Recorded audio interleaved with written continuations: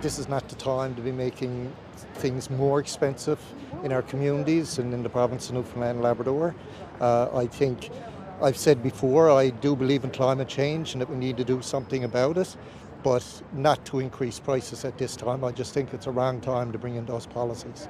Part of the reason why I did this was to also support Premier Fury. He's asking for the same thing, for it to be stalled, and I stand with him for that, for the constituents that I represent. Well, that's Ken MacDonald. He's a Liberal MP from Newfoundland on why he broke ranks, voted against his own government on the carbon taxes. The second time, by the way, that MacDonald has done that. A vote that won him a standing ovation from the Conservatives when he decided to do that. Take a look. Speaks to a larger and crucial question. Is the Trudeau government's environmental policies, are they costing it votes and support from Canadians? Well, MacDonald certainly thinks so.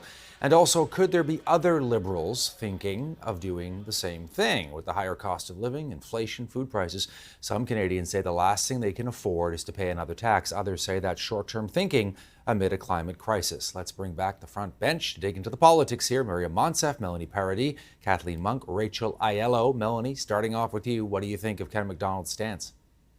Well, like you said, he did this last year as well, and that's because his constituents, the people of Newfoundland, they have the highest percentage. Sorry, Atlantic Canada has the highest percentage of homes that are on oil heating, and in Newfoundland, I believe it's something like 48,000 homes are heated that way, and their bills are just going to skyrocket this winter. They saw an increase last year, and I think he knows that that's not sustainable for his constituents. It's not sustainable for any Canadian who maybe lives in rural parts of the country and their home is connected to an oil heater.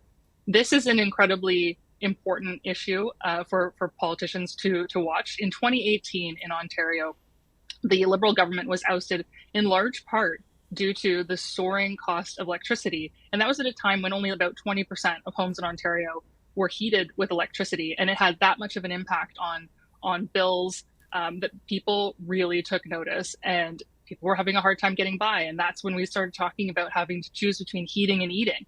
And this exact same thing is now happening in Atlantic Canada and in rural parts of the country, where they're going to see this winter when people start turning their furnaces on. And I know as it got colder in the past couple of weeks in some other parts of Canada, they've been turning their furnaces on. They're going to start seeing bills that are quite painful, unfortunately. Kathleen Monk, it's one MP on one issue, but what does it mean? Yeah, well, I'm pretty sympathetic to Mr. MacDonald's, point of view and how he presented himself in the House. He really spoke about his constituents' needs and frankly, how they were struggling to buy groceries because the cost of energy was just so high.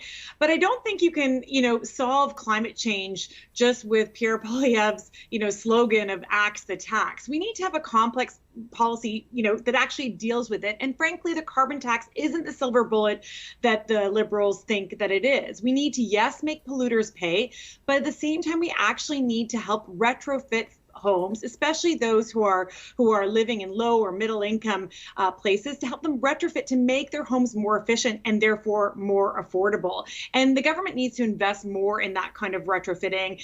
And frankly, I think the way to really approach the issue is from a policy point of view, first of all, is to, yes, stop the subsidies to big oil and think of ways that we can help those who need our help. Like Manitoba, Wab Kinew just won the premiership. He's premier-elect in Manitoba because he actually said in the first 100 days he'll implement an energy hike free. So that's a way that we can do that, and we have revenue return to those rural things. But on the politics, quickly, Todd, I just got to say, this is not good news for the Liberals. Whenever you see people break rank, it is not good. Even if he's saying it's because he's supporting his premier. It doesn't look good. And if you saw the minister, Seamus O'Regan, in the House, his back was turned. He did not have great body language when that was happening. And I think that it does show a crack in the Liberal caucus. Yeah, Seamus O'Regan, of course, representing another riding in Newfoundland. So to you, Miriam, and I just want to give our viewers a bit of context. I was looking into Ken MacDonald. It represents the riding of Avalon, as you all know. He won the riding 3 times, 2015, 2019, 2021. And in fact, that has been a Liberal riding for 6 of the last 7 federal elections. So it's not like he's under threat directly, or whether the party's under threat in that part of the country, at least not based on what we've seen. What do you think's going on here? I think Ken's doing what an MP, an effective MP does, and he's doing it, as you heard, knowing that he has cover and support from a Liberal premier. And I also think, to Melanie's earlier point, climate change is real. And the way it affects rural Canadians is different than the way that it affects urban Canadians. And then the solutions that are put forward accordingly affect rural and urban Canadians differently. What Ken's doing in Atlantic Canada, in the part of the country with the most rural communities, is saying, listen, climate change is real and we have to do something about it. But we need to re examine the secondary measures put forward to put a price on pollution. And he's not alone. We've seen New Brunswick MPs do the same thing.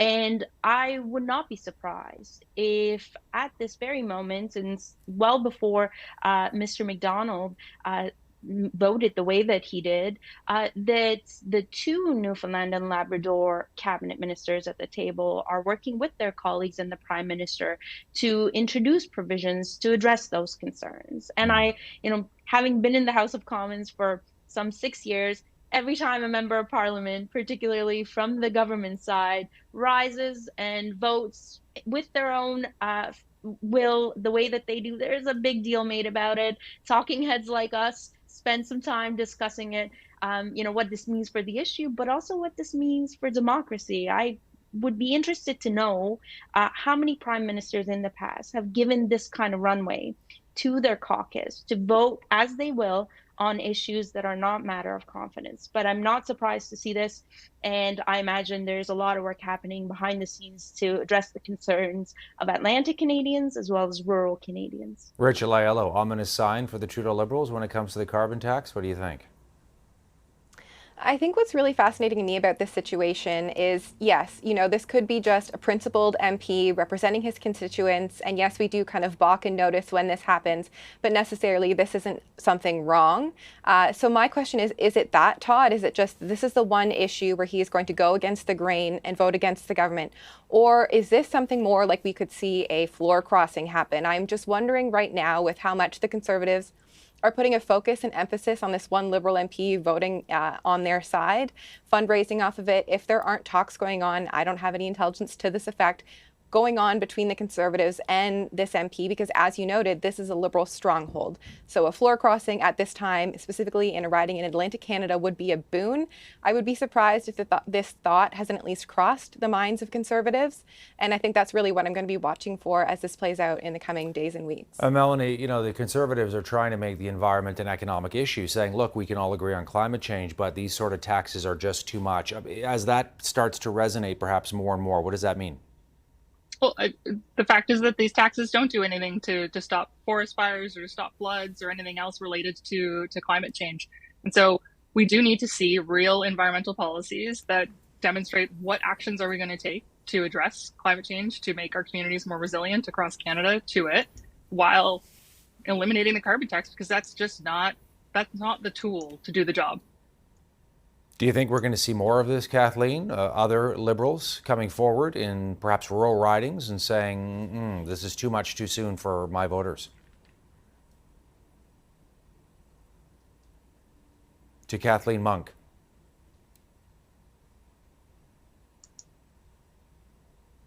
All right, I think we may have lost our connection there to Kathleen. To you, Miriam, then, your thoughts on whether you think there could be other Liberals who say, you know what, this is just not going down well in my riding.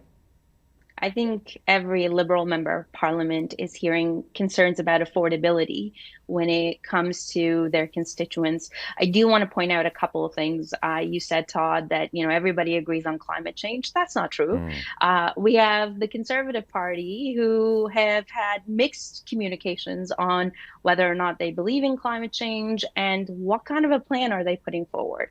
I would also say that pricing pollution is one of the best ways to address GHGs, and this government has put forward significant investments, a range of options, as well as legislation and regulation changes to address climate change.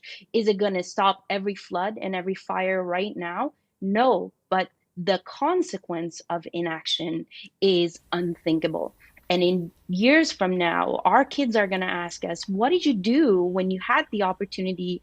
And they're going to ask those MPs, what did you do when you had the opportunity, when you were in those seats? Why didn't you do more? And I think it's wise for the Liberals to, at the same time as they're concerned about affordability and addressing the concerns of rural Canadians, to make sure that when that time comes, when those tough questions are being asked about what did you do to make it easier for us, that they have a good answer and they can say, we did everything we could. Last word to you, Rachel Aiello, on this. What do you think the government strategy is going to be? Continue with the current one? Yeah, I think so, Todd. At this point, they've made it pretty clear that this is their priority, this is their focus, and every time you ask a Liberal about this, you'll hear something along the lines of what Miriam just outlined about how the kids' future, climate change is something that they need to take seriously and they need to act. And they're pretty, court challenges over the years, a lot of pressure on this. If they haven't given in on the carbon tax yet, Todd, I don't think we should expect them to. Rachel Aiello, Miriam Monsef, Kathleen Monk, and Melanie Paradis joining us for the front bench. Thanks so much for this, and have a wonderful long weekend to all four of you. Happy Thanksgiving. You too, Todd.